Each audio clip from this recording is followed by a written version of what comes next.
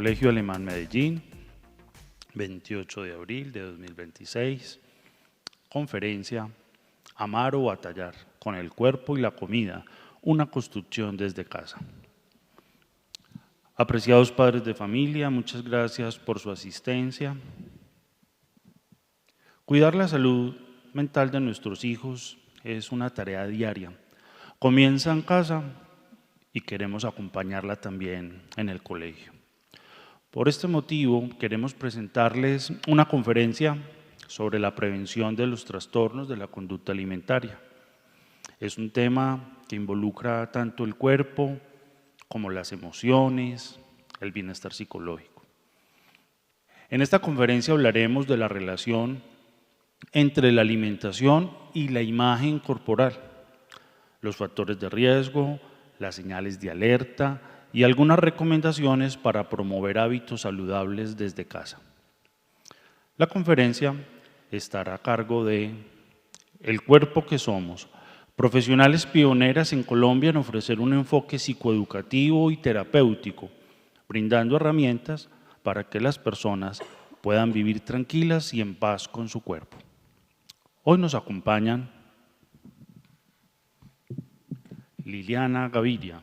Ella es cofundadora del Cuerpo que Somos, terapeuta, coach de vida y después de haber superado un desorden alimenticio, se destaca en el acompañamiento a personas con trastornos de la conducta alimentaria, sensibilizando y advirtiendo sobre la presión y el impacto de los estándares de belleza que la sociedad impone.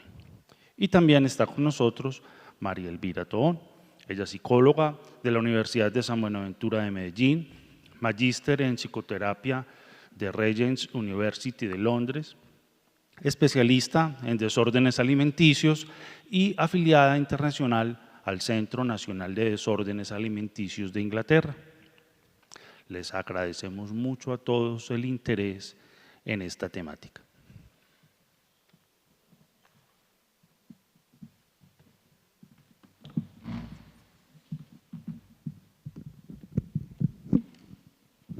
Muchas gracias, Sergio, por esa introducción y muchas gracias a todos los que pudieron venir o a los que también nos van a ver en diferido porque sé que esta grabación va a estar disponible. Bueno, empecemos. La relación con el cuerpo y la comida es una relación de por vida.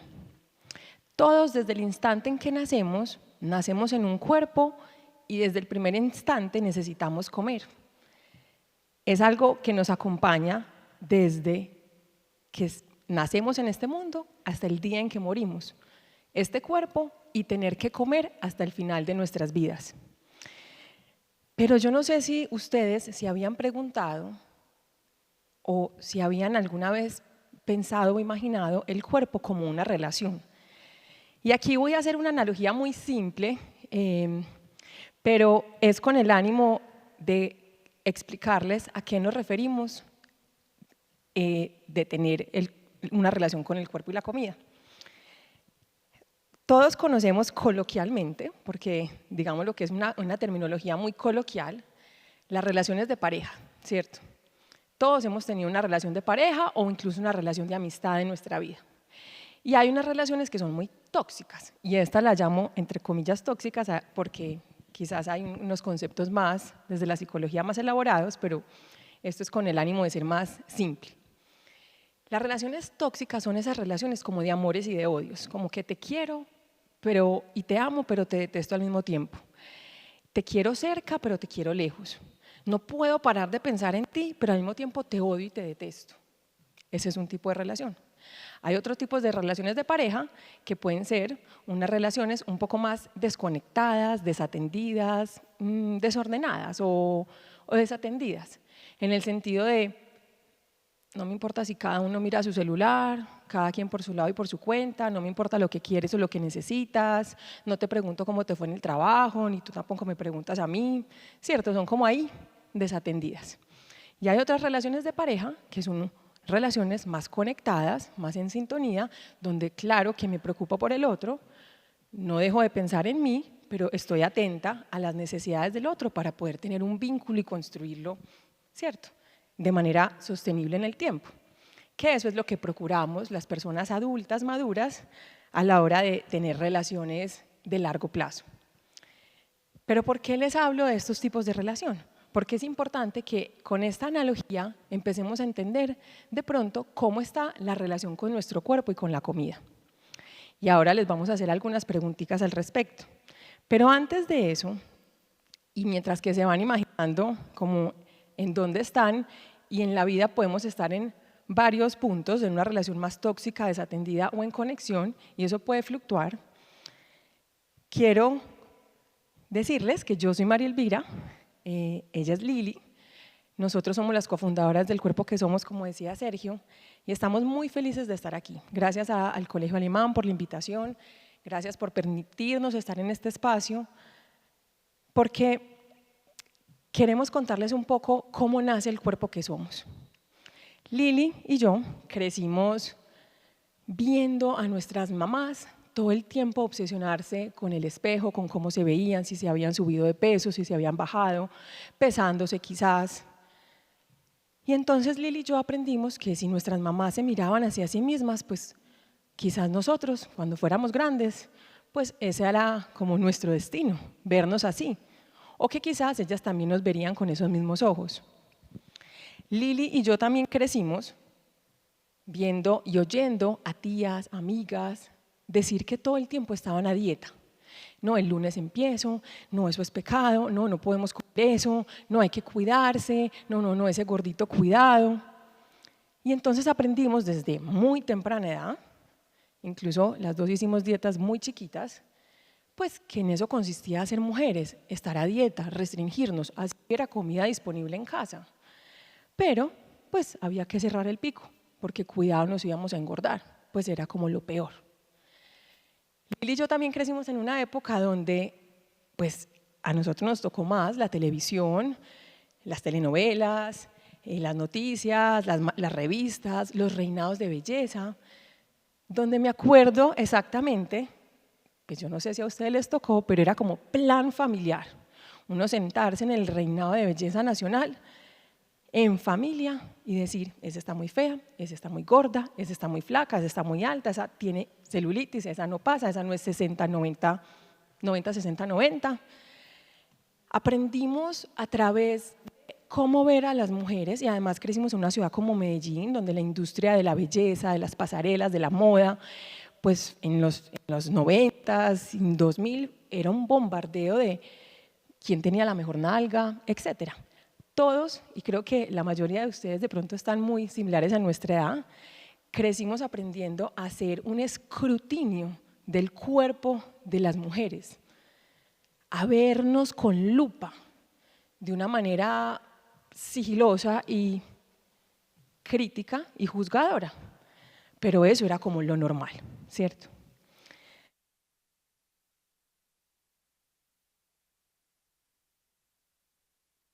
Después de muchos años de batallar con el cuerpo y con la comida, ahorita Lili les contará un poquito, como dijo Sergio, Lili batalló con un trastorno alimenticio.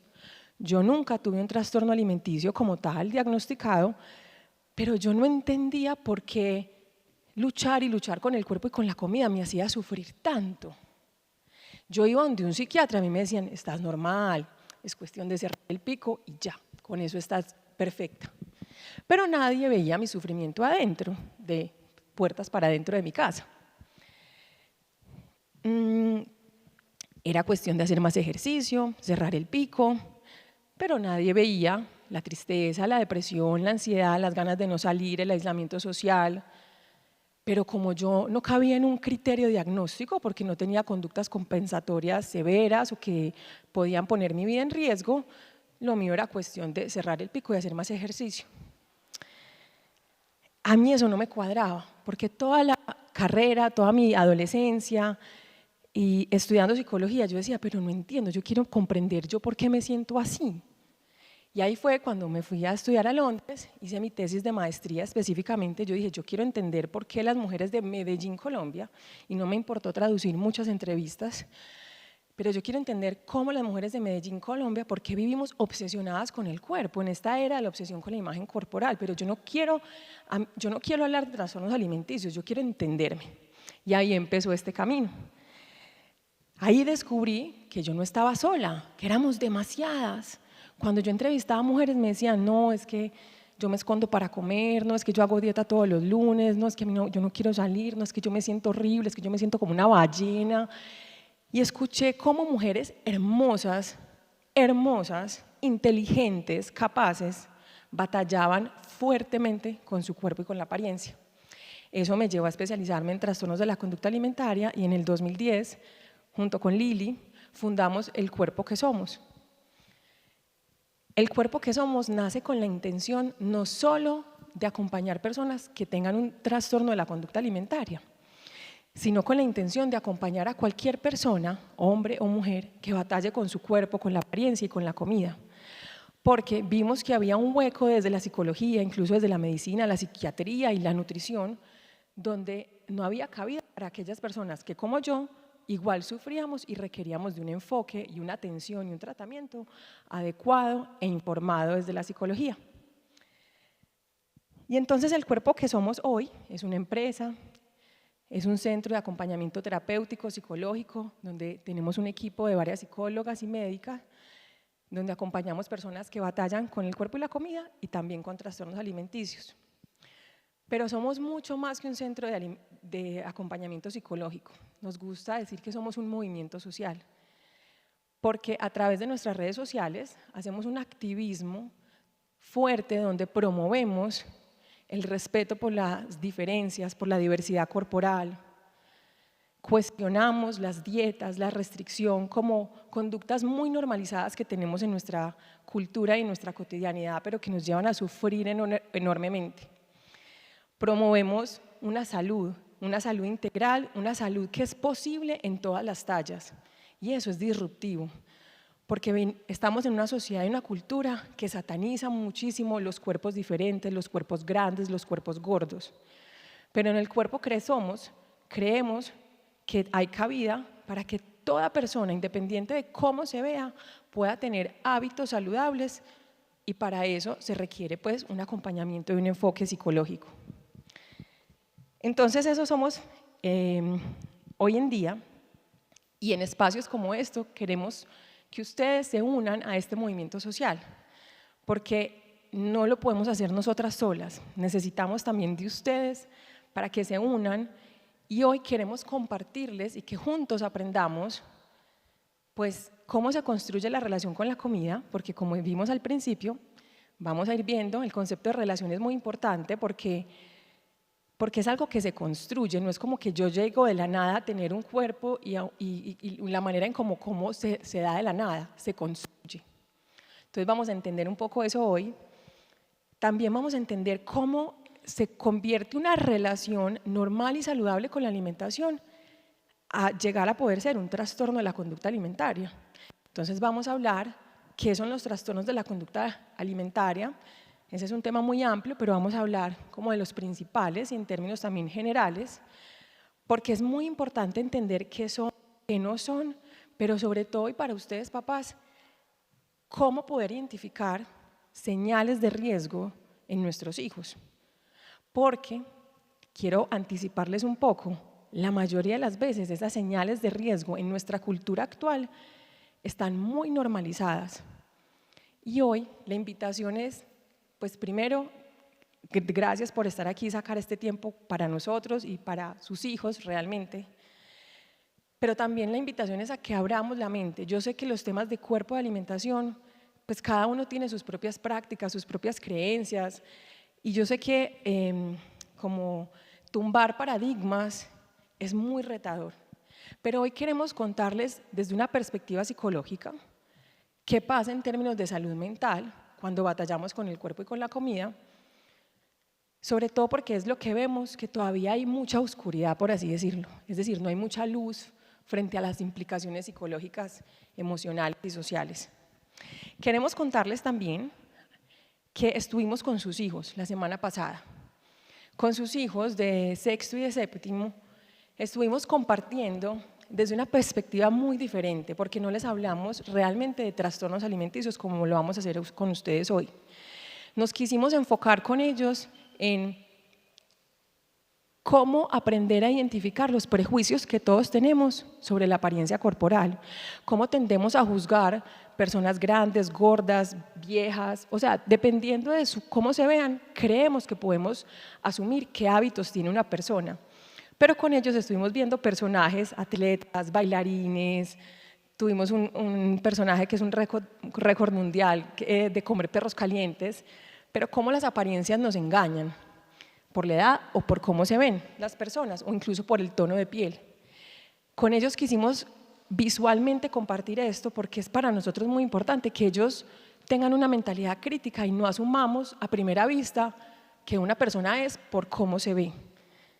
Como siempre decimos en El Cuerpo que Somos, cuerpos vemos, corazones no sabemos y vidas tampoco. También con ellos estuvimos hablando de la importancia de la funcionalidad del cuerpo, porque creo que nuestros hijos y nosotros también en nuestro medio estamos muy bombardeados ya de qué es comer saludable, cómo tener una alimentación saludable. Creo que muchos de nosotros aquí podemos ser hasta más expertos que hasta los propios nutricionistas, ¿cierto? Porque no sabemos de pe a pa cómo debería ser una alimentación saludable.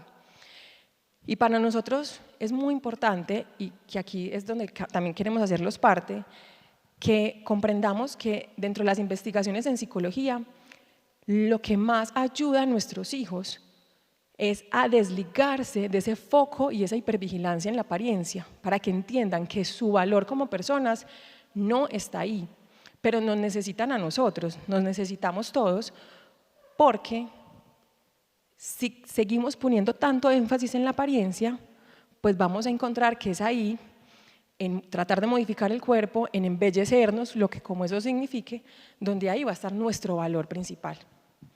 Entonces con ellos estuvimos hablando sobre la importancia de la funcionalidad, para qué nos sirve cada parte del cuerpo, desde los pies hasta el cerebro.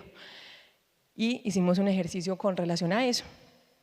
También estuvimos hablando de ampliar nuestra visión de alimentación, que la alimentación es súper importante, es nuestra gasolina, es lo que nos mantiene vivos, la nutrición es fundamental, pero es mucho más que eso, es conexión, es diversión, y ahorita vamos a ver un poquito de eso. Eso fue en términos generales, estuvieron muy participativos y fue un espacio muy, muy agradable con ellos.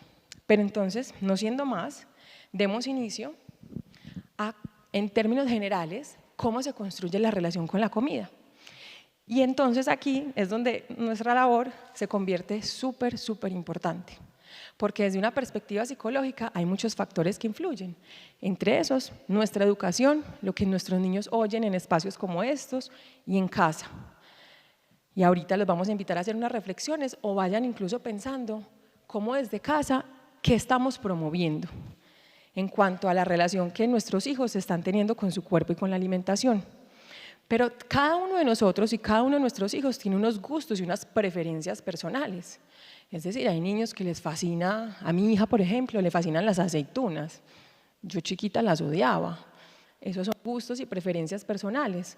Como también su propia genética, su propia fisiología, cada niño nace con ciertas características personales que van haciendo que vayan construyendo como esa relación.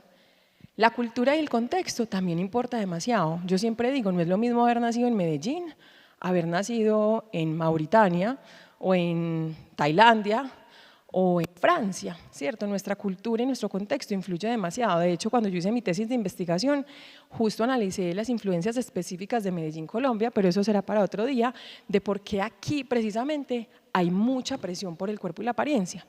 Pero también entendí que cada lugar geográfico tiene sus propias como características y en el mundo occidental sí hay unas presiones en términos generales muy fuertes frente a la apariencia, no se limita solo a Medellín, Colombia.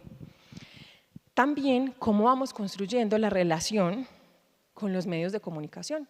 Hablamos de relación porque los medios de comunicación, las redes sociales no son buenas ni malas, es cómo nos relacionemos con ellas. Eso también influye y en nuestros hijos también. La relación con otros, con mis compañeros, con mis amigos, con mis otros familiares, familia extendida.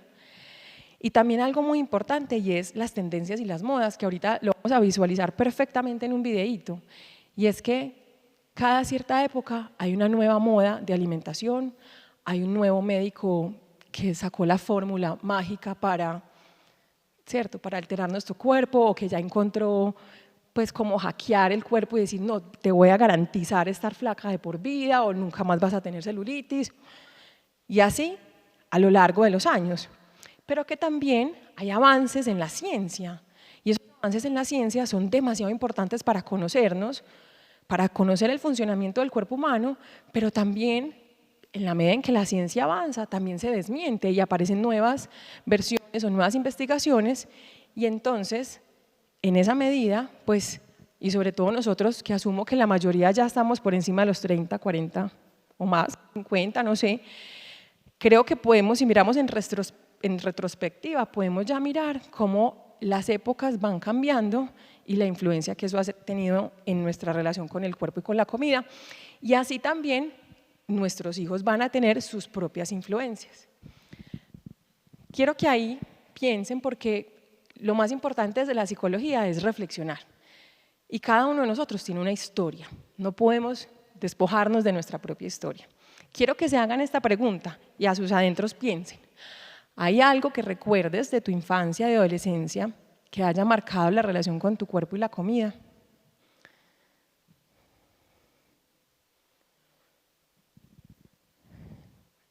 Por ejemplo, yo siempre cuento, no, mi mamá siempre me cuenta, más bien, que cuando yo nací en la Clínica Santa Fe de Bogotá y yo nací la bebé más hermosa del mundo, pero era así de grande, parecía una bebé de 3 meses. Entonces ya hace como esta dramatización, Elvis, tú desde chiquita eras gigante, tu hermana, o sea, tú parecías más grande que tu hermana mayor, que nos llevamos 3 años.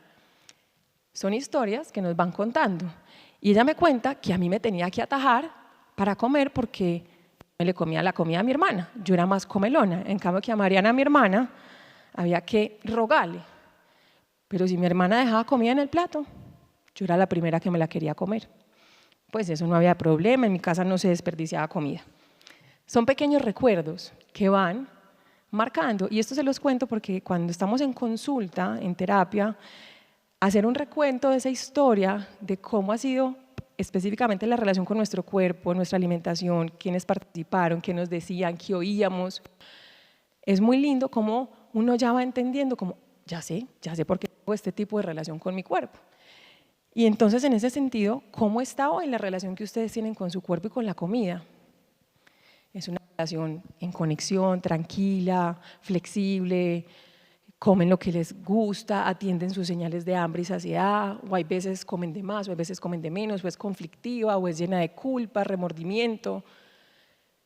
Y aquí quiero decirles algo y es, lo que aparezca, todo se vale, ¿cierto? Porque de eso se trata, de tomar conciencia. Y también algo más importante con hacernos estas preguntas es, ¿qué mensaje sobre el cuerpo y la comida les estoy transmitiendo a mis hijos sin darme cuenta? Porque yo les quiero decir algo, todo lo que hacemos, yo parto siempre de la base que lo hacemos desde el profundo amor por nuestros hijos. Aquí ninguno está diciendo, yo quiero torturar a mi hijo, se lo merece, ¿cierto? No, pues todos aquí estamos haciendo lo mejor que hacemos. Entonces, yo quiero que partamos de esa base y que hoy este espacio no es para generar culpas, jamás, pues porque es que todos nos incluimos aprendiendo en este rol de ser papás. Entonces no se trata de generar culpas porque ninguno de nosotros tiene la culpa, pero sí de por lo menos empezar a revisar qué podemos estar haciendo, qué puede estar perjudicando y yo no lo sabía y que quizás a partir de este espacio de hoy vamos a tener por lo menos esa conciencia, ay, yo no sabía que eso era malo, pues, o que eso podía deteriorar la relación que mi hijo tiene hoy con su cuerpo y con la comida. Esa es la intención, aprender.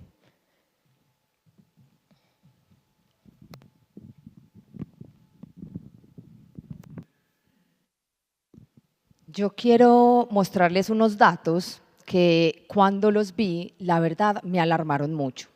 Porque miren, según la Asociación Americana de Psicología, el 90% de las mujeres y un 75% de los hombres se sienten insatisfechos con su cuerpo. Un reporte que que se hizo en el gobierno británico, con un enfoque multidisciplinario desde el Ministerio de Salud de la Mujer y la Igualdad, del Ministerio de la Mujer y la Igualdad, el 87% de las mujeres entre 11 y 21 años creen que las mujeres son juzgadas más por su apariencia que por sus capacidades. O sea que ahí ya vamos poniendo el foco en la apariencia y en cómo lucen. Entre los 6 a 10 años, las niñas comienzan a preocuparse por su peso y para los 14 años, el 60 al 70% intentan perder peso, o sea, empiezan a hacer una dieta. Y el 81% de los niños de 10 años de edad tienen miedo de ser gordos. Entonces, miren, estas cifras nos muestran no solo lo alarmante de cómo se están relacionando con el cuerpo y con la comida, sino también cómo está denormalizada la insatisfacción corporal. Si yo les preguntara a cada uno de ustedes hoy qué cambiarían de su cuerpo, con seguridad me dirían algo, ¿cierto? Ay, no sé, este gordito, esta barriguita, este brazo de ti, ¿cierto? Es como siempre va a haber algo, alguna insatisfacción. Y hoy lo normal es estar insatisfechos, pero ¿qué pasa cuando estamos insatisfechos con nuestro cuerpo? Hay una alternativa inmediata y es, pues cerrar el pico. Si vos te sentís mal con tu cuerpo, hace una dieta, hace ejercicio que cuando bajes de peso ya te vas a sentir mejor. Nosotros y los estudios y la experiencia nos ha mostrado que esa no es la solución.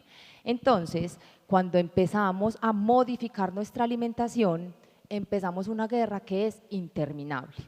Acá yo les quiero mostrar, como les decía ahorita Elvis, yo le digo Elvis a María Elvira, perdónenme, pero no soy capaz de decirle de otra manera, ese es su gran apodo, pero como les decía Elvis, hay una línea muy delgada entre una alimentación desordenada y un trastorno de la conducta alimentaria. Y hoy esa alimentación pues, desordenada es la más normalizada y no es normal, y vamos a ver por qué. Vamos a empezar viendo qué es una alimentación normal y saludable.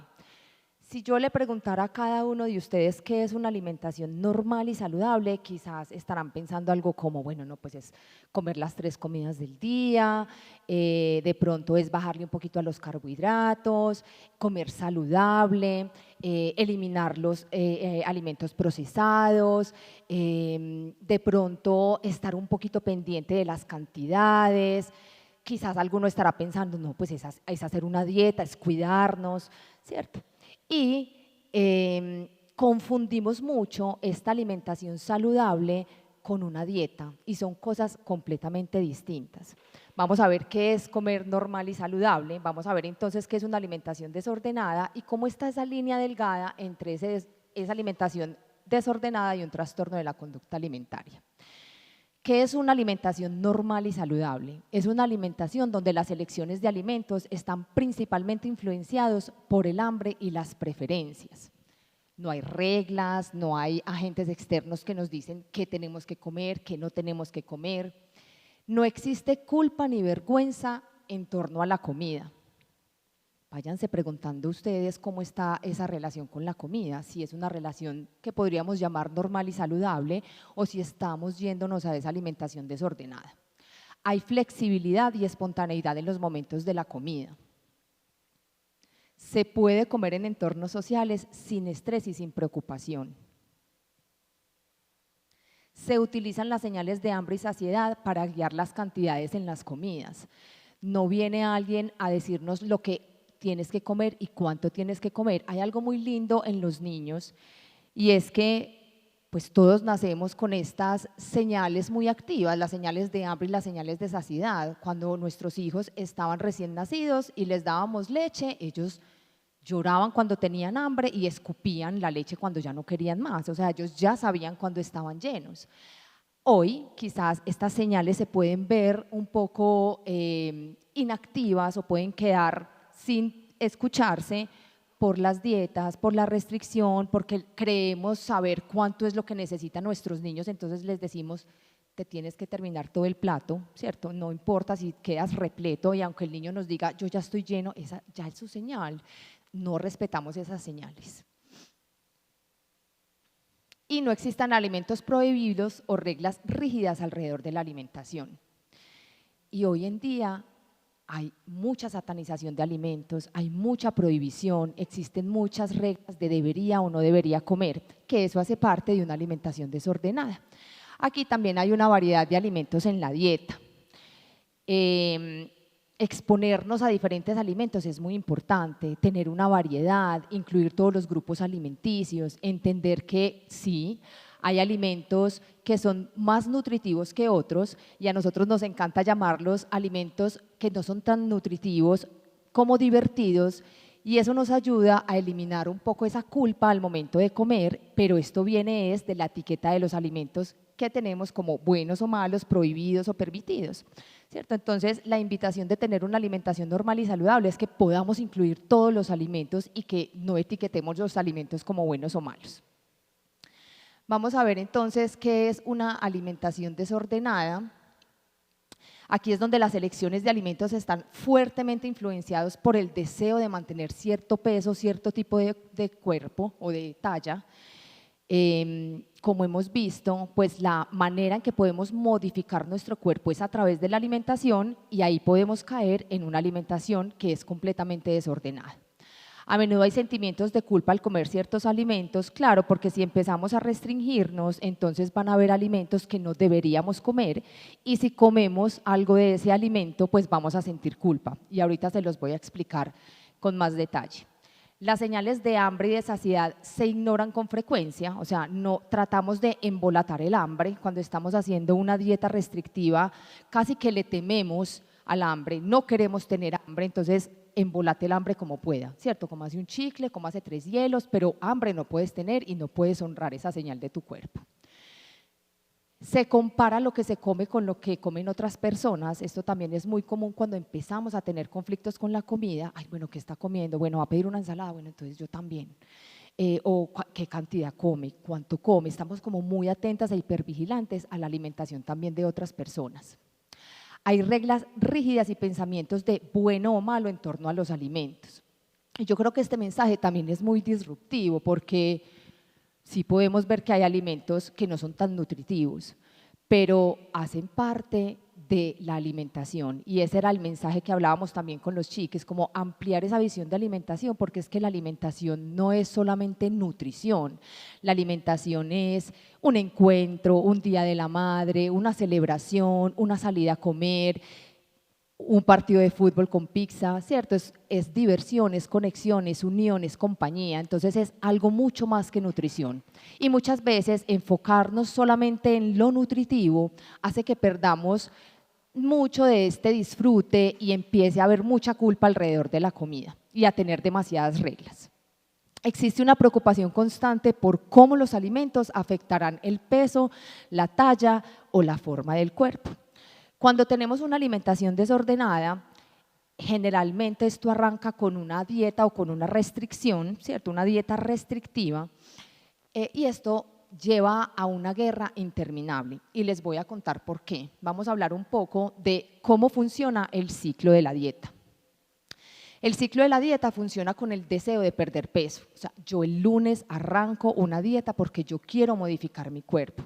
Y miren, entre los 6, 8, yo creo que hoy en día desde los 7, 8 años los niños y las niñas ya están empezando a querer modificar su cuerpo y entrar en restricción. Entonces hay un deseo por la pérdida de peso, empiezo una dieta restrictiva donde ya empiezo a etiquetar alimentos buenos, malos, qué sí me puedo comer, qué no me puedo comer durante esta dieta, qué grupos alimenticios voy a sacar. Y el cuerpo, como es muy sabio y no entiende que la persona está haciendo una dieta para modificar su cuerpo, sino que él entiende que hay hambruna, no me están dando lo que mi cuerpo necesita, pues como un mecanismo de defensa voy a empezar a mandar antojos. Yo necesito que esta persona me dé lo que yo necesito. Entonces, claro, empiezan estos antojos y hay una sensación como de, ay, voy a perder el control. Pero, no sé, me voy para un cumpleaños, yo estoy haciendo una dieta y hay una torta deliciosa que no me puedo comer porque estoy haciendo dieta. Entonces, con solo un mordisco de ese pedacito de torta pueden pasar varias cosas. Primero, ya me la comí, ya comámonos la toda, que yo mañana vuelvo y empiezo, ¿cierto? También puede pasar, ya es ahora o nunca que me como esta torta, aprovechemos y me como la torta y me como lo demás, que yo el lunes arranco otra vez, ¿cierto? Pero esto trae una sensación no solo de pérdida de control, sino que también podemos caer en sobreingestas o en comer en exceso. Pero entonces, cuando comemos en exceso y tenemos esa sobreingesta y sentimos que fallamos porque pues, comimos algo que no debimos comer, aparece nuevamente la culpa, el cuerpo vuelve a recuperar el peso perdido y el ciclo vuelve a empezar. Entonces es un ciclo que no termina, es una guerra interminable.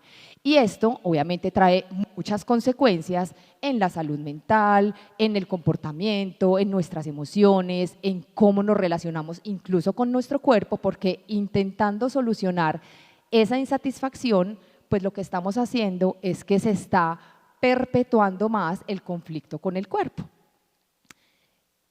Aquí también quiero darles unos datos y es que el 95% de las dietas no funcionan a largo plazo. 2/3 de las personas que hacen dieta recuperan no solamente el peso que perdieron, sino que aumentan un poco más de peso con el peso que empezaron a hacer la dieta. Entonces, también nosotras en nuestra experiencia y en consulta nos hemos dado cuenta que las personas que han hecho dieta de manera crónica, pues viven un yo-yo en cuanto al peso, suben, bajan, porque siempre están en restricción, pero después hay sobreingesta o vuelven a comer otra vez como antes y recuperamos sí o sí el peso perdido porque el cuerpo no está diseñado para la restricción. Entonces miren que esto puede ser incluso lo normal, lo que vivimos hoy en día. La restricción, el querer quitar ciertos grupos de alimentos, el etiquetar alimentos como buenos o malos, muchas veces incluso hasta evaluar el día como bueno o malo dependiendo de lo que comí.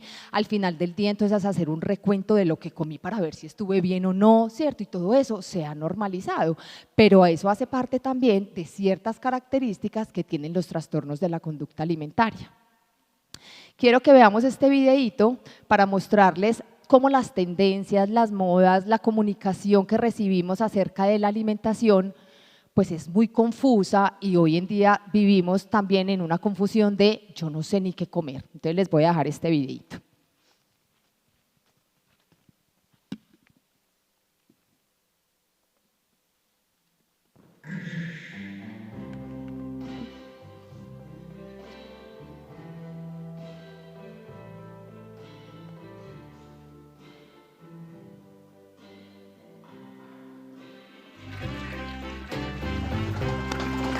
You're terrible.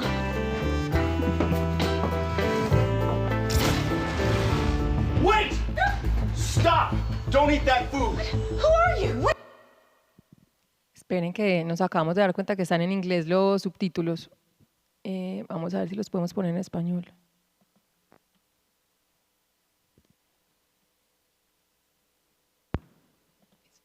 Listo. What are you doing in our house? I'm from the future. I'm here to warn you, don't eat that food. Why not? The eggs, they're full of cholesterol. What? Bueno, Cholesterol, it clogs up your arteries. Eating even just one egg can dramatically increase your chance of heart attack. Don't eat eggs. Oh my God, thank you. You're welcome. Godspeed. Lo vamos a poner en inglés para que por lo menos... listo, ya.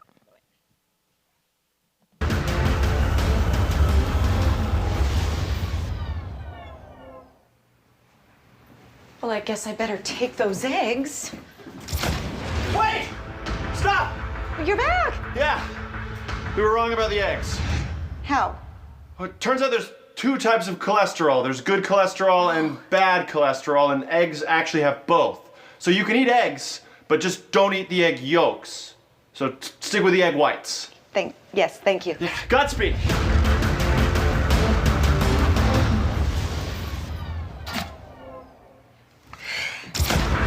Wait! We were wrong about the eggs. Again? Yeah, okay, so it turns out that the amount of cholesterol in a food doesn't actually affect how much cholesterol ends up in your blood. The eggs are probably fine. In fact, we sort of don't even know what cholesterol is. But the steak! You can't eat the steak! Why not?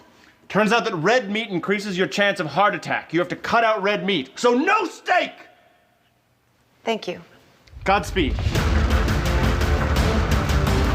What? No steak, mister. What?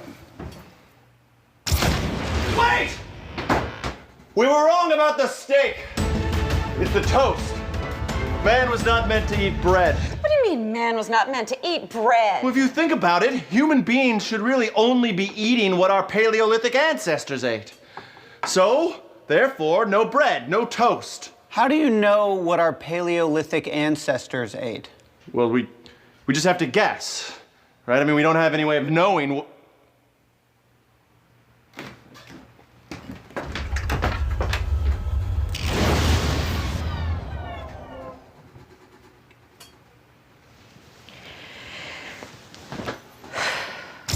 Whew. Okay, went back to the Paleolithic. They are not doing well. I don't know what we were thinking. If anything, we should all be eating a lot more bread. Jeez. So I guess just ignore everything I've said and exercise. Exercise, okay. Yeah. Yeah, you guys could probably use it. You've been just sitting here for the last 35 years. It's been 5 minutes. Right. Time travel. All right, well, Godspeed.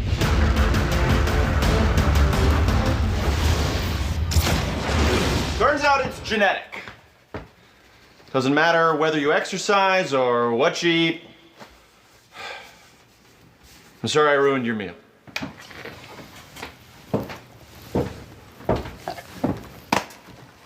I need 10 minutes.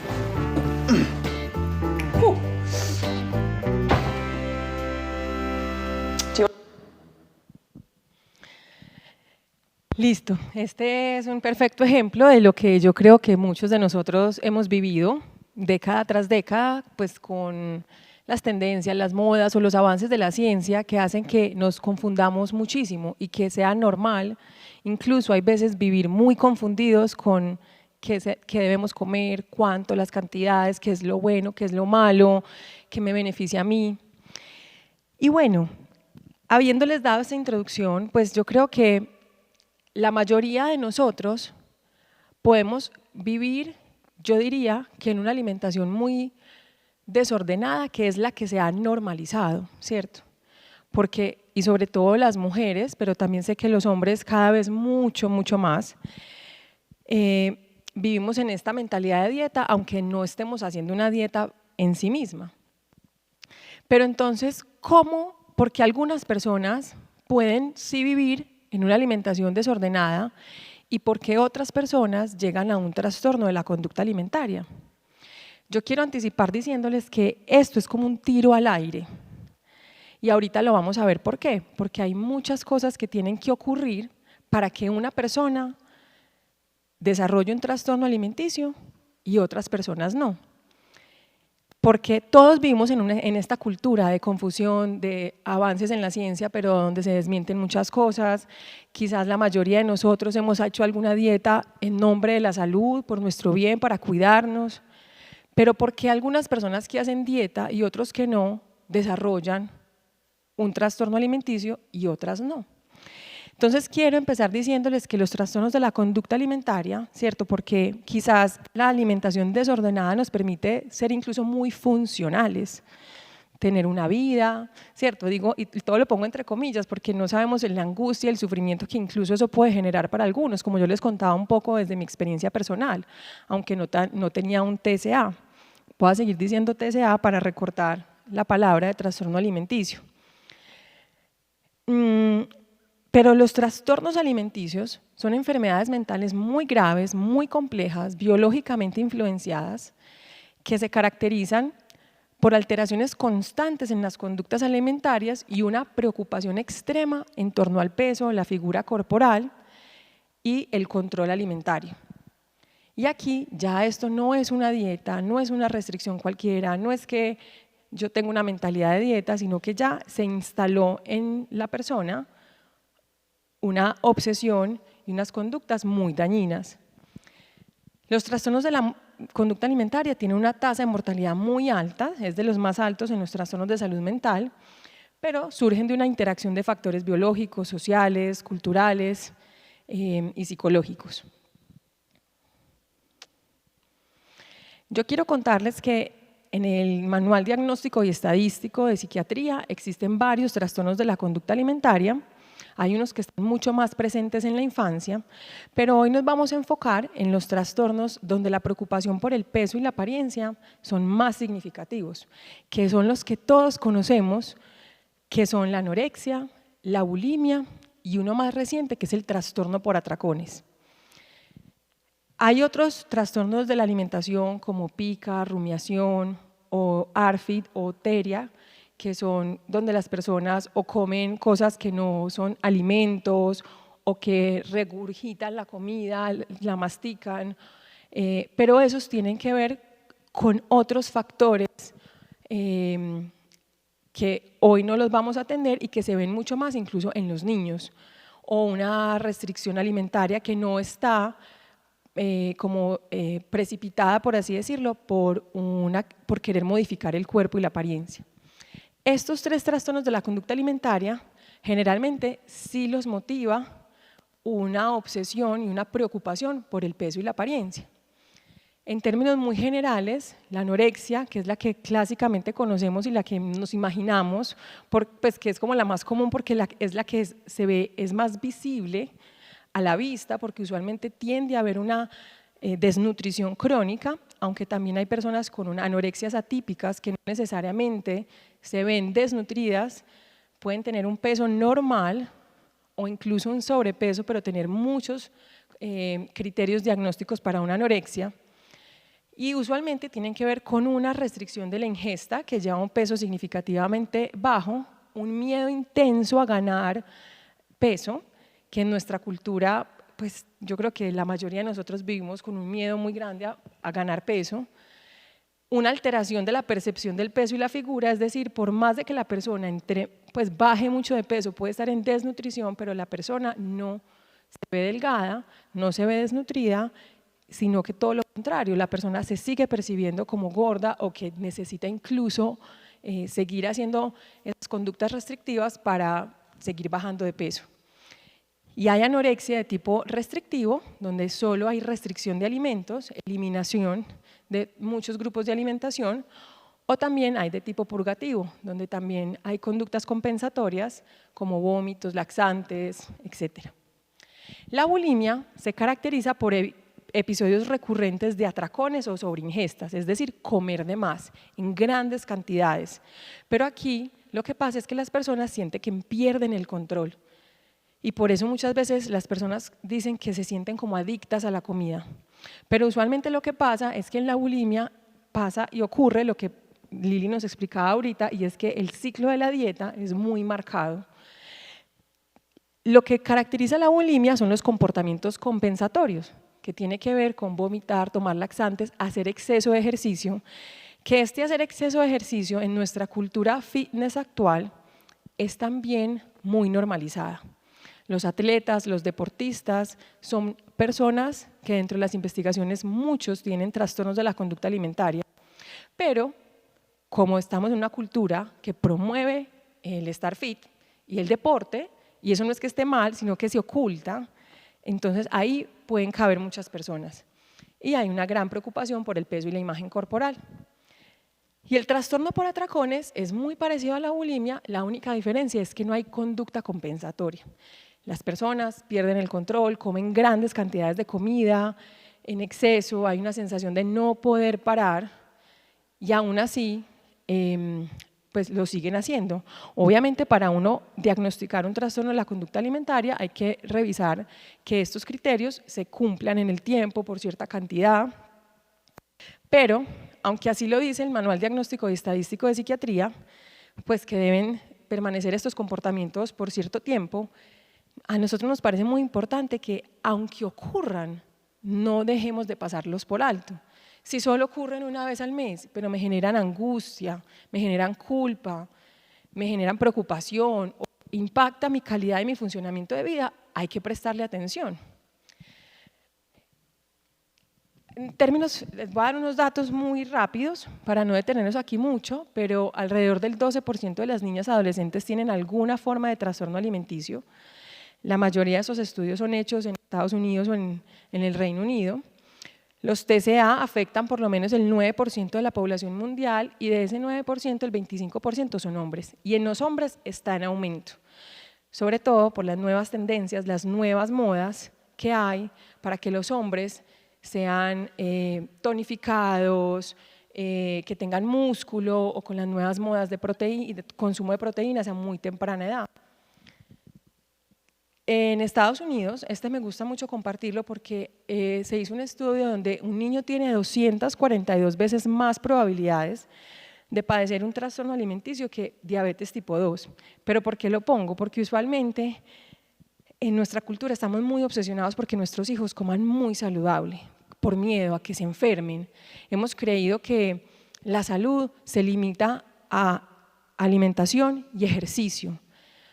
Yo los invito, eso será en otro espacio, otra charla, pero hay algo muy bonito que se llama los determinantes sociales de la salud, que evalúa la salud de las personas, donde se incluyen muchos otros factores, y la alimentación y el ejercicio. Yo sé que muchos decimos, no, es súper importante, es que el 90% de nuestra salud depende de eso, pero la salud depende de muchos otros factores, como el lugar donde vivamos, el aire que respiramos, la educación que recibimos, el acceso a servicios de salud, el apoyo que tengamos, incluso en los medios de transporte que utilicemos, si me muevo en moto o en carro, ahí puede estar influenciada mi salud, entre muchas otras variables.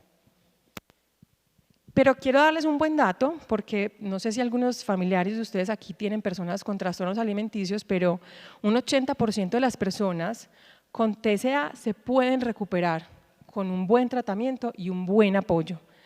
Es decir, esto no son enfermedades, esto no son condenas, pero sí requieren una atención temprana. Y también quiero decirles algo, y es, en nuestra cultura hay otro, que no sé si lo han escuchado, pero no está en el manual diagnóstico, y es la ortorexia. La ortorexia, se ha venido hablando de ella, y es este trastorno alimenticio, aún no reconocido, pero es muy similar a la anorexia, pero sus características es enfocarse en la alimentación limpia, orgánica, que todo provenga de plantas, natural. No hay nada de malo en querer comer cosas naturales, ¿cierto?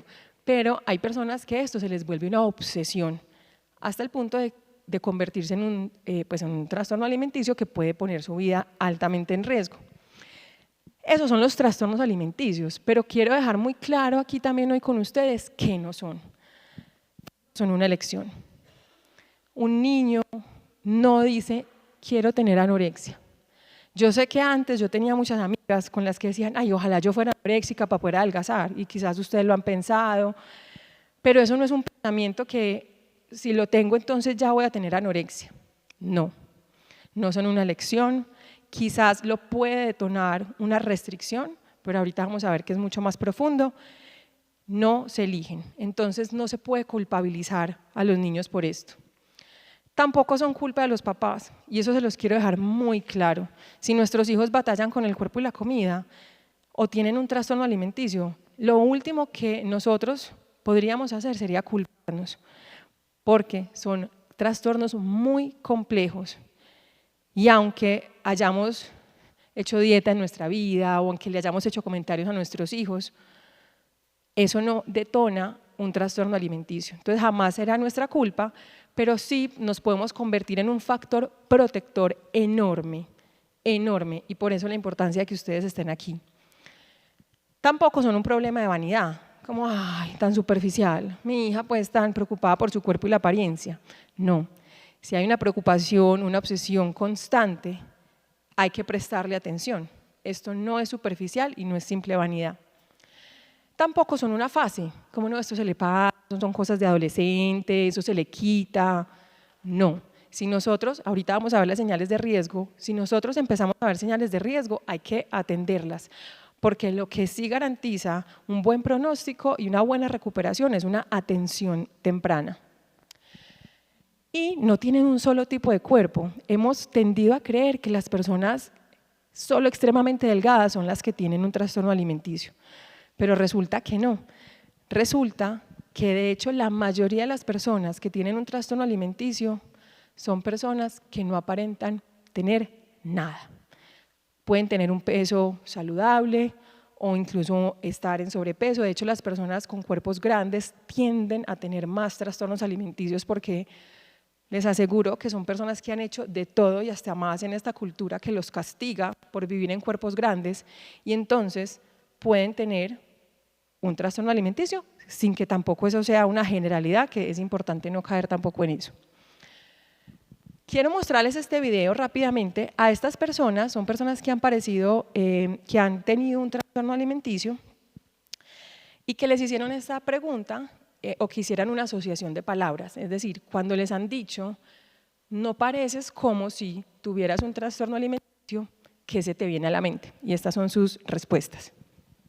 That's kind of what's so hard about being bulimic, is that no one sees it.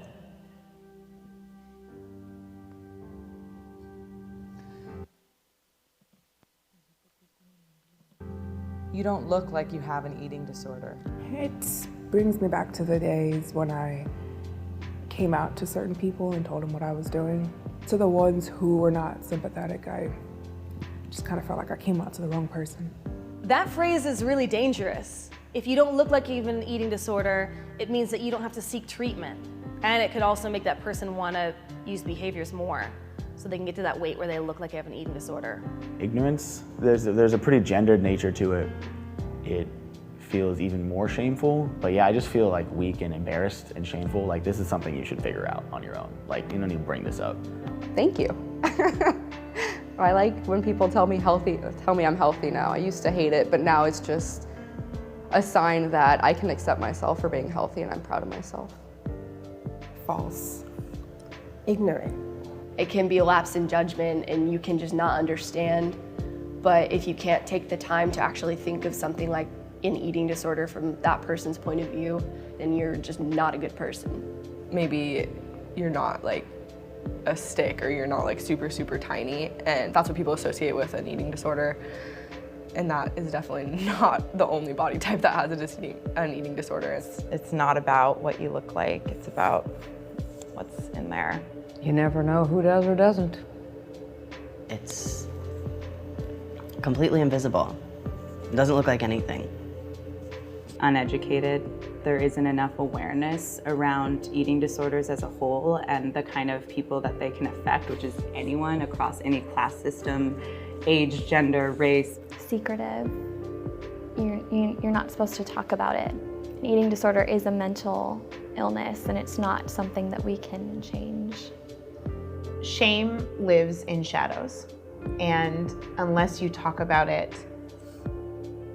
it doesn't get better. And you can hide all you want, but the only person you're hurting is yourself.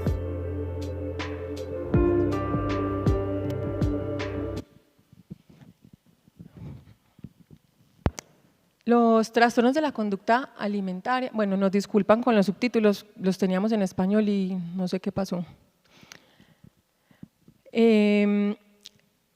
Los trastornos de la conducta alimentaria, como les decía ahorita, como no son una elección, no son causados por algo, no son unicausales, son multifactoriales. Entonces hay varios componentes que se deben sumar a nivel psicológico, social, emocional, biológico, de genética también, para que haya el desarrollo de un trastorno alimenticio. Y para eso la mejor forma que nosotros hemos encontrado, pues y desde la psicología de la alimentación hemos encontrado, es que se definen por 3P, ¿cierto? Hay factores que los predisponen, es decir, que ya viene una vulnerabilidad en ciertas personas para desarrollar un trastorno alimenticio y se habla de vulnerabilidad genética, biológica, ya sea porque un familiar haya sufrido un trastorno alimenticio o porque hayan ciertos trastornos mentales o emocionales en la familia que pueden hacer una persona vulnerable.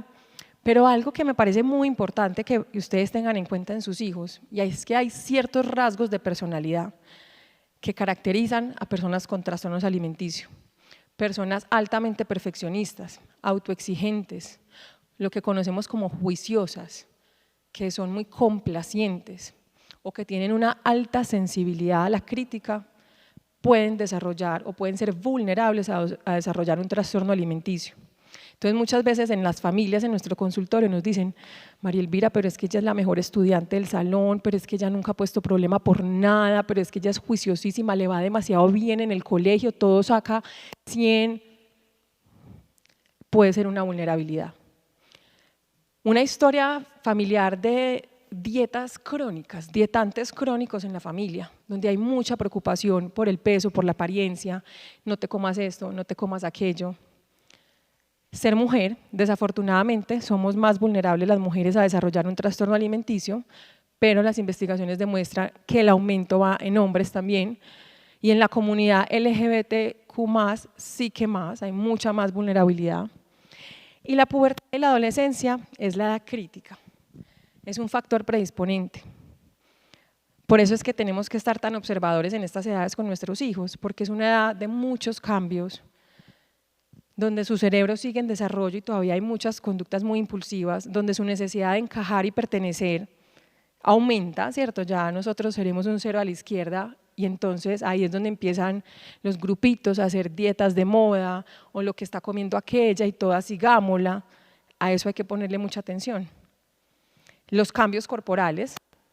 Yo hay veces que venimos a los salones, yo veo, ustedes ven unos adolescentes sexto, séptimo, octavo, noveno, y eso es unos seres disparejos, ¿cierto? Pero es porque todos crecen a unos ritmos muy individuales y muy diferentes. Hay unos súper bajitos que todavía aparecen de 7 y hay unos que ya aparecen de 18, porque el desarrollo natural es muy individual. Pero sí se empiezan a vivir esos cambios abruptos en la corporalidad y dependiendo de cómo se vivan esos cambios también puede hacer vulnerable a una persona. Si yo soy la más alta, la más grande, la que le crecieron los senos más rápido, o el más flaquito del salón, el menos musculoso, ¿cierto? Y por esa necesidad de encajar y pertenecer, los puede hacer vulnerables. Esos son factores predisponentes, pero también hay factores precipitantes, es decir, lo que detona. Y el detonante número 1, y yo sé que aquí es la parte más difícil para las mentes de nosotros que nos creamos en una cultura de dietas, el precipitante, el detonante número 1 es hacer una dieta. Como les decía ahorita, es un tiro al aire. No todo el que hace una dieta desarrolla un TCA, pero la mayoría de los TCA empiezan con una dieta.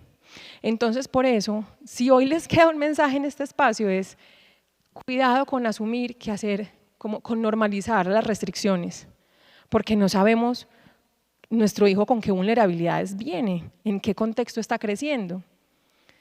Pero sobre todo también bullying, comentarios del cuerpo, hacia otros, pues, o hacia el mío, también como papás, si nos ven todo el tiempo criticándonos o criticando a otros, cambios de vida abruptos, cambios de colegio, separaciones, experiencias traumáticas, pérdidas, abusos, pueden ser muy detonantes. Como también el uso de las redes sociales. Eso ya cada vez hay más investigaciones y por eso necesitamos estar muy atentos qué ven, qué hace el algoritmo de nuestras redes en nuestros hijos, porque están mostrando, si nosotros en nuestra época crecíamos con las reinas, con las que veíamos en las propagandas, en las televisiones, en las revistas, y uno decía, uy, pero ahora ya ni siquiera hay que ser modelo para tener un cuerpo de un modelo. Ya cualquier persona puede querer, pues ilustrar el cuerpo es algo, es la cotidianidad de lo que nuestros hijos van a empezar a ver y lo que nosotros vemos en las redes. Y hay factores perpetuantes, es decir, lo que los mantiene. Y algo que mantiene un TCA, y por eso la recuperación es tan difícil, posible pero difícil, es la cultura de la dieta en la que vivimos. Y aquí es donde nosotros como papás tenemos más agencia y más posibilidad de, por lo menos en nuestro metro cuadrado, hacer que esa cultura, que sabemos que igual está afuera, pero empezar a hacer unos cambios internos en nuestras dinámicas familiares. Porque si todo el tiempo estamos, la validación social al cuerpo, si todo el tiempo estamos diciendo cómo estás de linda, cómo estás de flaca, pero ¿qué te hiciste? Nuestros hijos, ¿qué aprenden? La apariencia es demasiado importante, yo tengo que seguir por ese camino, mi mamá, mi papá valora eso es lo importante en esta vida. También hay estilos de vida como atletas, bailarines o los que quieren ser modelos de pasarela, pues, o de, no sé, de diseño, de modas. Esos estilos de vida perpetúan un trastorno alimenticio, entre otras cosas. El miedo a engordar. Aquí quiero mostrarles que de pronto ustedes han visto esta metáfora del iceberg y usualmente cuando una persona está batallando con su cuerpo y la alimentación, vemos esto, que comen mucho, que comen al escondido o que se paran de la mesa, que se preocupan mucho por cómo se ven, entonces están mirando mucho en el espejo, se están midiendo, se están quejando, que tienen de pronto conductas compensatorias, eso es lo que se ve. Pero aquí lo importante y el mensaje es que realmente lo que pasa de fondo en un trastorno alimenticio es emociones que están siendo demasiado difíciles de manejar, de regular, de controlar. Y entonces vemos problemas de baja autoestima, inestabilidad emocional, un perfeccionismo crónico, muchas inseguridades, necesidad de control, aislamiento, soledad o experiencias pasadas como traumas y abusos. Eso es lo que realmente hay detrás de un trastorno alimenticio. Y nosotros siempre decimos, y la teoría, pues la evidencia lo muestra, y es que los trastornos alimenticios cumplen una función. Pero ¿cómo así que cumplen una función? ¿Cómo así? Uno no quisiera, ¿cierto? Uno quisiera que no existieran. Pero en realidad, cuando se gesta un trastorno alimenticio, es porque la persona está tratando de solucionar algo a través del trastorno alimenticio. Es como la drogadicción o el alcoholismo, ¿cierto? Muchas veces las personas recurren a eso, como el comer de más, para gestionar emociones, porque hay veces la vida se pone muy, muy compleja y muy difícil. Los trastornos alimenticios, la función que cumplen es que ayudan a la persona a manejar emociones a través de comer o de restringirse o de las conductas compensatorias. Muchas conductas compensatorias empiezan con un vómito, con la intención de eliminar lo que se comió, pero después se vuelven una manera de aliviar la ansiedad, así como los laxantes o también el ejercicio. De alguna manera aumentan, hacen creer a la persona que hay un aumento de autoestima, porque ¿qué nos ha pasado si ustedes han hecho una dieta o han bajado de peso en algún momento de su vida? ¿Qué es lo primero que nos dicen? ¿Cómo estás? De linda. ¿Qué hiciste? Y eso nos da una sensación de valía, de me están viendo, me están validando, y eso pasa cuando un hijo está haciendo. Incluso los papás, los amiguitos, todo el mundo le dice, ¿pero qué estás haciendo? Y es un refuerzo inicialmente positivo que después se convierte en negativo. Y también da una sensación de control, que eso es algo que vemos mucho en el cuerpo que somos, y es que hay veces controlar nuestro cuerpo y lo que comemos nos da una sensación falsa de control, porque la vida hay veces se vuelve incontrolable. Pero si yo puedo calcular 100 calorías, un carbohidrato, X gramos de proteína, eso ya me resuelve la vida de a raticos. Bueno, yo creo que aquí vamos a acelerar un poco. Esta es una imagen, te las quería compartir, una paciente. Yo le dije que me dibujara cómo se sentía para ella tener su trastorno alimenticio y me dibuja esta mujer vomitando. Se siente como un monstruo que está en su cabeza y ella quiere que salga. Es algo que ella no puede detener, donde se siente fea, gorda, not good enough, no suficiente, donde le dice esa voz, pero es que no se ve suficientemente anoréxica, golpéate para hacerte más fuerte, tenía autolesiones. Esta es la cabeza de una persona en una gráfica de cómo se vive un trastorno alimenticio. El sufrimiento es profundamente doloroso. Y vamos a hablar de las consecuencias, cuáles son las consecuencias de un trastorno de la conducta alimentaria, y para eso quiero leerles algo. Soy Liliana Gaviria y mi historia no empieza en la mesa, sino frente al espejo, ese reflejo que parece juzgar y exigir perfección. Un día decidí que era hora de bajar de peso y empecé una dieta. Pensé que sería algo temporal, que bastaba con ser disciplinada. Pero la disciplina se convirtió en un juego peligroso. Cada día una renuncia más, una excusa para no comer lo que mi cuerpo necesitaba, un pensamiento que se volvía cada vez más rígido, todo o nada. Si hacía una excepción y comía, perdía y me castigaba. Si mantenía el control, ganaba un minuto de paz, pero sabía que eso terminaría en más ansiedad. Con el tiempo llegaron los atracones, momentos en que ya no podía parar. Cuando la comía parecía una válvula de escape, una forma de apagar el ruido interior. Después la culpa se instalaba como un eco. ¿Cómo pude haber sido tan débil? Intenté arreglar las cosas con purgas y conductas secretas alrededor de la comida, como vomitar. Lo que empezó como un juego terminó en un intento por ser aceptada, por intentar lograr tener un cuerpo que parecía no encajar, y esto se convirtió en una presión silenciosa. Las consecuencias físicas empezaron a hablar por sí solas. Primero, el cansancio extremo y los mareos que aparecían incluso en tareas simples.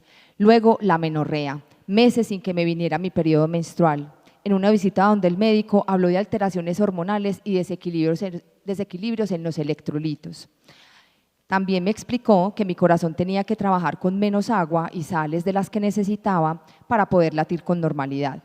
No se me olvida en una clase de educación física cuando sentí que el corazón se me iba a salir por la garganta. Ese susto hizo que entendiera que mi cuerpo estaba pidiendo ayuda. La distorsión de la imagen corporal se convirtió en una guerra interminable. Ver mi cuerpo en el espejo era una pesadilla. Mi valor parecía depender de un número, de una talla, de una perfección que nadie más veía como yo lo veía. La vergüenza y la culpa se volvieron mis compañeras constantes y la autoestima se deshilachaba con cada decisión. Emocionalmente había una montaña rusa enorme. Un diagnóstico de ansiedad y depresión me abrumaban. La seguridad en mí misma se desvanecía. Cada intento de estudiar, de sonreír, de soñar, de salir con mis amigas parecía una misión imposible. En cuanto a lo social, me alejé, me escondía para que nadie preguntara qué comía o por qué. Comía sola en mi cuarto y si sentía que comía de más, hacía ejercicio para compensarlo o me castigaba otra vez con vómitos y laxantes. El vínculo con mi familia se fracturó. Intentaba hacer lo posible por conversar con ellos, pero no era posible. El rendimiento en mi colegio también se cayó. La mente se llenaba de ruido y de fatiga. Cada día era un reto para concentrarme más y poder participar. Todo se volvía una espiral, menos energía, menos ganas, menos vida. Pero la historia no termina ahí. Hubo un momento de quiebre, un día donde conté 17 vomitadas en un día. Una consulta médica que me mostró que mi cuerpo estaba gritando ayuda y una conversación honesta con alguien de confianza que me hizo creer que la recuperación era posible. No fue una solución mágica, fueron más de 10 años de tratamiento para poder decir que hoy soy una sobreviviente. Un trastorno de la conducta alimentaria no empieza con la comida, empieza con un dolor que no sabemos cómo expresar y cuando ese dolor no se ve, crece en silencio. Si yo hoy pudiera decirles algo sería esto, muchas veces sus hijos no necesitan que les digan cómo se ven, qué hacer, cómo comer, qué no comer, cómo vestirse. Ellos necesitan sentirse vistos, amados, escuchados y comprendidos. Eso es parte de mi historia, pero quiero también que hablemos de esas señales de alerta. Voy a ir por el controlcito. Esas señales de alerta que nos pueden estar hablando de que nuestros hijos están viviendo una relación conflictiva con la comida. Y si nosotros vemos que hay alguna señal que se repite frecuentemente o que si empezamos a ver alguno de estas señales, pues debemos consultar. Entre más temprano acudamos a los profesionales, la recuperación es más exitosa. Vamos a ver varias señales de alerta en cuanto a la alimentación, el cuerpo y la imagen corporal, el ejercicio y la parte emocional y el contexto social. En la alimentación, entonces hay culpa después de comer, se saltan las comidas o dicen, ay no, es que se me olvidó comer, estaba muy ocupada. Comer solo lo saludable, eliminar grupos de alimentos, rituales con la comida, entonces empiezan a cortar muy poquitico o en pedacitos chiquiticos la carne o comen muy despacio o empiezan a alejar un poquito la comida del plato, comer muy lento. También irse al baño inmediatamente después de comer puede ser una señal de alerta, contar calorías, revisar etiquetas de forma obsesiva, esconder comida o comer a escondidas, evitar comer con la familia. En cuanto al cuerpo y la imagen corporal, cambios drásticos de peso, puede ser aumento de peso o pérdida de peso que sea de una forma muy abrupta. Mirarse al espejo constantemente, esa pregunta reitera, yo me acuerdo que yo siempre, me veo gorda, me ves bien, pero estoy gorda, pero seguro, eso es también como una señal de que le estoy poniendo demasiado foco a mi cuerpo. Cubrirse el cuerpo con ropa muy ancha, quejas físicas recurrentes, mareo, frío, cansancio, pérdida de cabello, la piel muy reseca, cambios en la menstruación o ausencia de ella.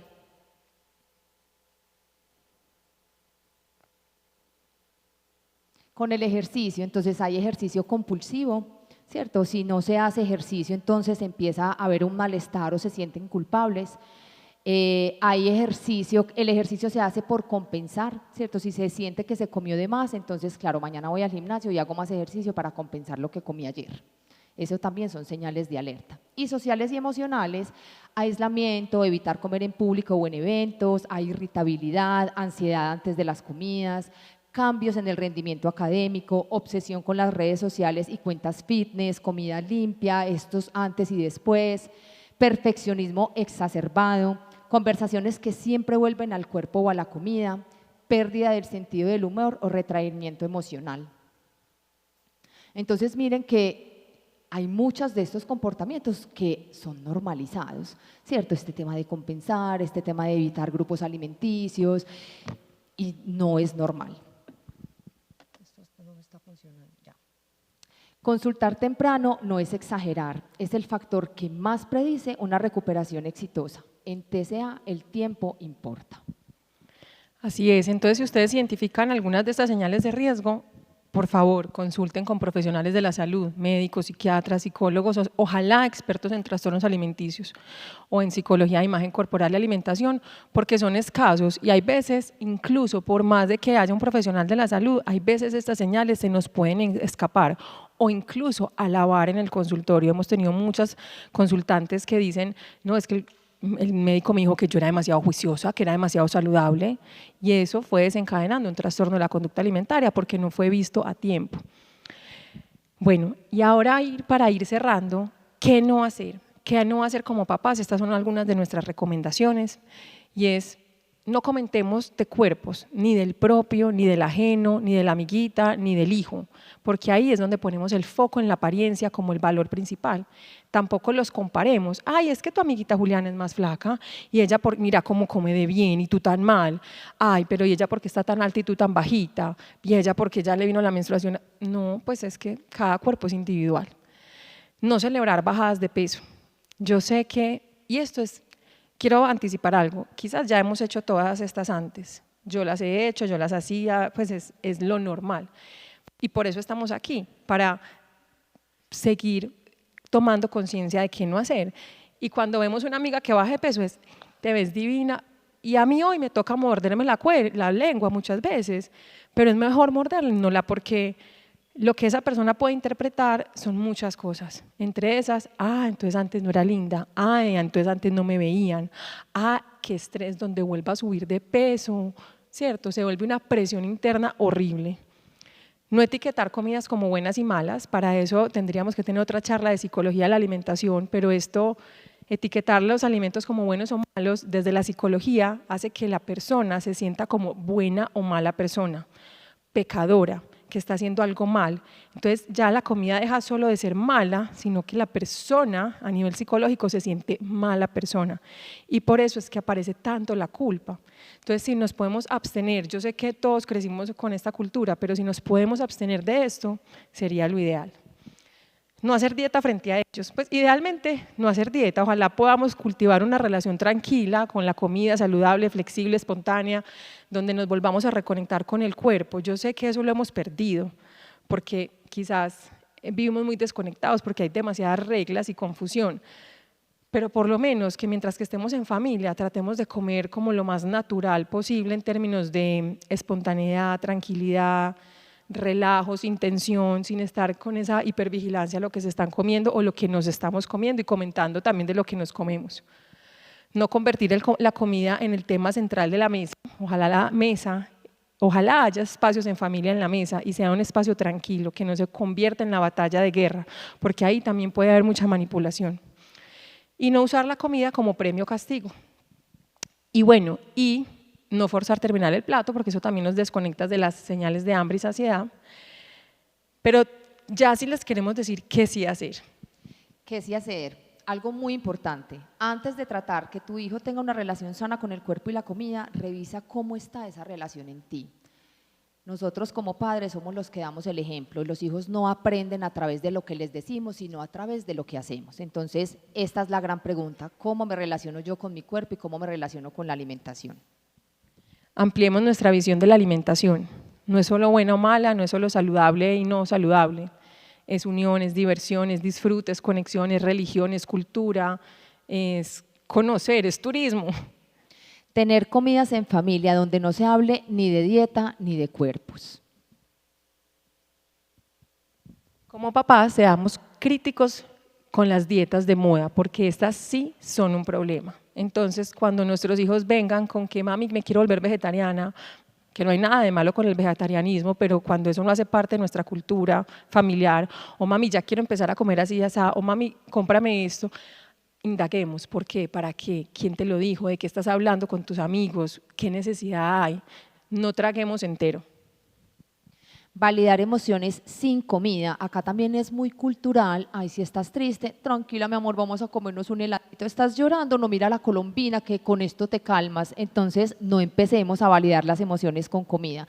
Si la niña está triste necesita un abrazo, no un helado. Y yo creo que esto es, voy a decir algo puntual, yo sé que estamos muy cortos de tiempo, algo puntual.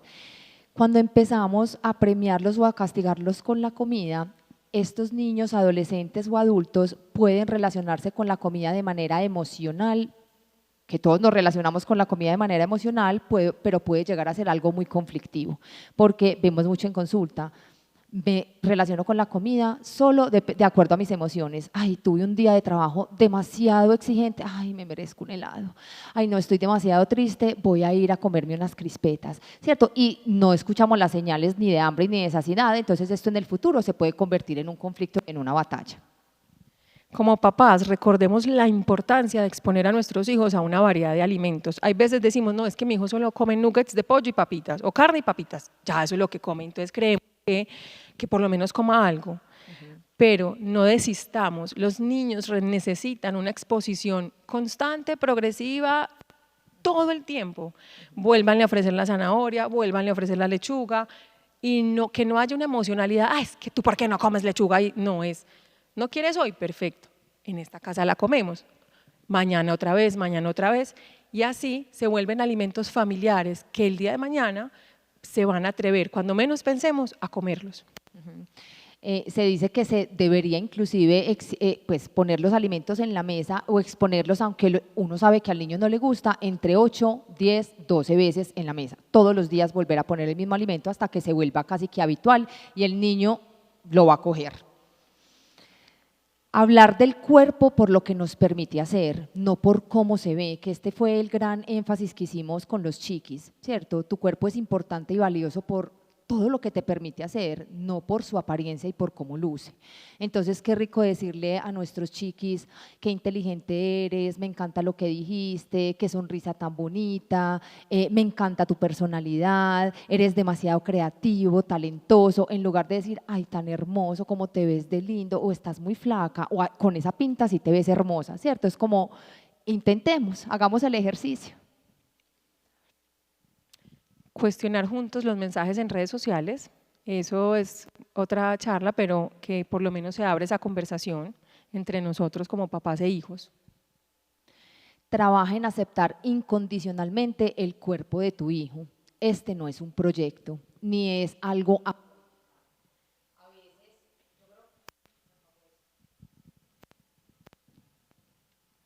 Yo creo que como padres esta transición de un cuerpo de niña a mujer puede ser difícil, ¿cierto? Yo recuerdo también en mi experiencia y en consulta con mis pacientes, hay un cierta como énfasis en esa etapa de la vida porque como papás creemos que la niña se engordó.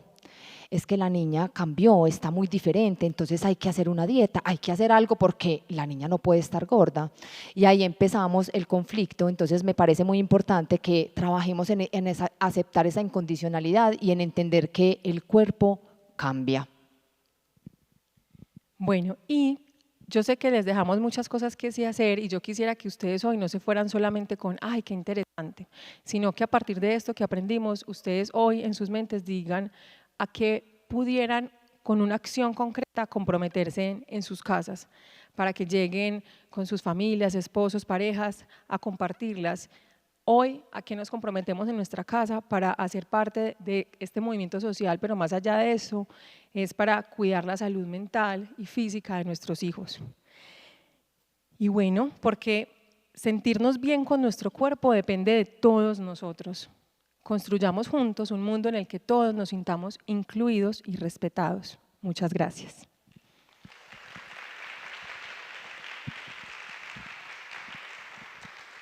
Yo sé que ya estamos sobre el tiempo, pero pues nosotras, si alguien se quiere quedar y quiere hacer algunas preguntas, pues no sé si sea posible, ya nos dirán. Bueno, no, muchas gracias por su asistencia a esta conferencia. De pronto un espacito muy breve para una preguntita.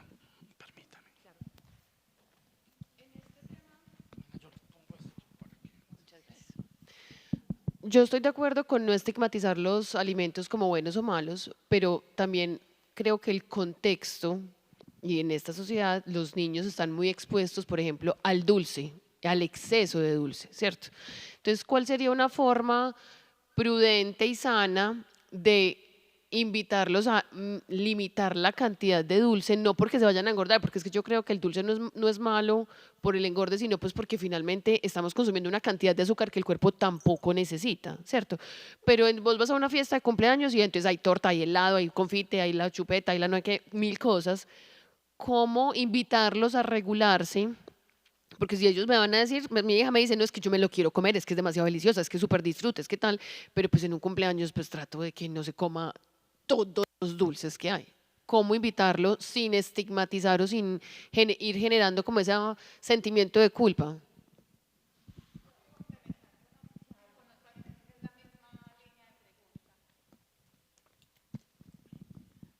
Gracias, que me rayó un poco lo mismo en términos de lo bueno y lo malo, porque en mi caso adicional al dulce son los mecatos ultraprocesados. Entonces para mí el raye es que no tenga tartacina, colorante número 5, glutamato monosódico, pues entonces yo estoy buscando como mecatos que puedan consumir diariamente en la lonchera, pero que tengan pues pocos ingredientes procesados, pero ellas quieren pues los Doritos, los chistris, el boliqueso, y para mí pues a mí se me dificulta porque me raya y yo soy como el impacto que eso tiene el consumo. Entonces en mi casa sí hay una restricción respecto al mecato, pero el resto de la alimentación no, pues la pizza, la hamburguesa, todo eso es bienvenido en los momentos pues que se comparte, pero sí eso mismo del consumo exagerado de los mecatos y los dulces.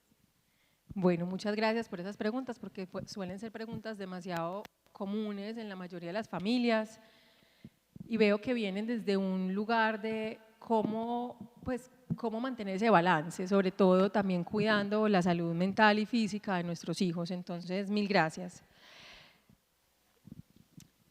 Bueno, también quiero decirles que el tema de la alimentación es muy personal y familiar, ¿cierto? Entonces, también también quisiera decirles, es importante que cada uno, pues yo sé que en cada casa hay una cultura de alimentación. Voy a partir de ahí porque no quiero sonar como impositiva también, porque también en este camino hemos aprendido que no hay reglas para todos, ni para todos los días. ¿Cuál sería mi invitación? Recuerden esta visión amplia de qué es una alimentación saludable, que no es solo comer orgánico y natural, ¿cierto? Una alimentación saludable es una alimentación mucho más amplia que nos permita, donde haya cabida también para la conexión y el placer. Y que la salud no depende solo de la alimentación. Entonces quería recordarles eso, pero al punto con el tema del dulce y los mecatos.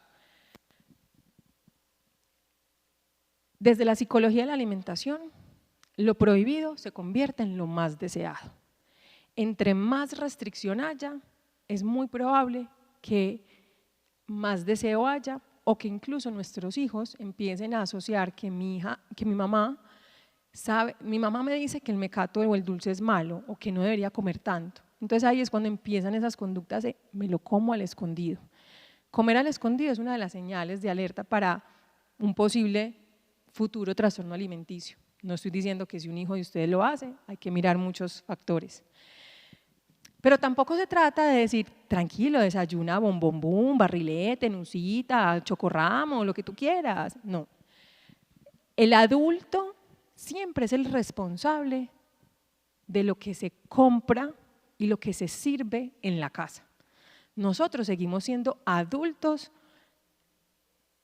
responsables. Nuestros hijos están aprendiendo qué es una alimentación balanceada.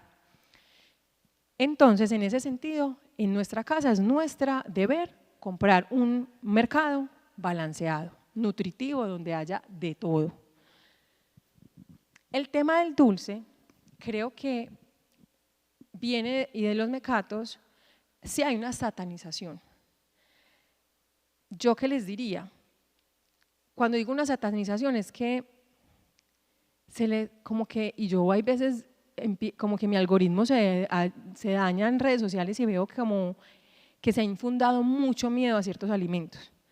Pero un alimento en sí mismo no nos va a matar, no nos va a envenenar, pues si fueran veneno pues no estarían permitidos, ¿cierto? Yo que creo que como papás es procurar siempre el balance, donde también haya cabida para el dulce y los mecatos. Esa es mi visión, pero que nosotros garanticemos que cuando nuestro hijo llega al colegio, que haya un algo balanceado, que de entrada, o sea, nosotros también tenemos que ser anticipadores. Entonces no es como, hijo, ¿qué quieres comer? Porque el hijo va a querer bombombún y chocorramo, pues o es, mi amor, de almuerzo hay esto, de comida hay esto, de algo te hice esto, donde ahí garanticemos el balance. Que después el hijo diga, quiero la gomita, dale mi amor, ya, cierto, como que haya un balance. Esa sería mi recomendación. En los cumpleaños es muy interesante ver los niños que más se restringen son los niños que más se desbordan en los cumpleaños. Son los niños que comen en exceso, que quedan malucos o incluso vomitan después de los cumpleaños porque como no tienen usualmente acceso a eso, pasa lo que pasa en la psicología de la alimentación que se llama es ahora o nunca. Es como tengo que aprovechar el momento. Entonces es muy interesante cuando nosotros como adultos como que empezamos, y yo sé que esto es un proceso que empieza primero por nosotros, pero cuando nosotros como adultos empezamos a darnos cuenta o a tener disponibilidad de dulces, que lo vemos mucho en las mentorías que hacemos en El Cuerpo que Somos, obviamente esta es una, pues no quiero que esto suene como una prescripción, pero que cuando empezamos a tener dulces en nuestra casa y nos permitimos comprar chocolatinas, no sé, o los mecatos, esos mismos dulces empiezan a perder poder. Al principio es como, ay, hay una bolsa llena de chocolates en la despensa, qué tentación, o en la nevera. Cuando las personas realmente empiezan a saber y a reconocer que pueden comer de todo, que esto es un proceso psicológico muy bonito y es, yo puedo comer de todo, pero no me lo tengo que comer todo, es una diferencia. Y cuando yo entiendo que yo puedo comer de todo, pero también entendiendo la importancia de la ciencia nutricional, porque aquí no vamos a descartar los avances, pues lo importante que es la nutrición, donde sí es importante el balance, la estructura, pero cuando yo sé que yo puedo comer de todo, mi cuerpo ya no siente lo que muchos hemos sentido antes y es no puedo parar, o me siento como adicta al azúcar. Y lo mismo pasa con los hijos. Sé que esto es un proceso que primero debe empezar por nosotros, pero si nosotros empezamos a incluir el postrecito, y no tiene que ser la torta, pues la torta gigante, pero que haya disponibilidad de un dulce, una torta, un bocadillo, no sé, o incluso el bombombún de vez en cuando, a mí me parece muy interesante y lo hemos vivido con nuestros hijos y es como incluso mi hija muchas veces deja un bombombún a medias, como no quiero más, le pierde como la importancia, pero si está esto de es que me lo dejaron comer ya, me lo tengo que comer, ahí es donde empieza la ansiedad, pero sé que esto es retador, esa sería como mi opinión. Bueno, muchas gracias a todos por su participación, hasta una próxima oportunidad, muchas gracias. Muchas gracias, gracias a todos.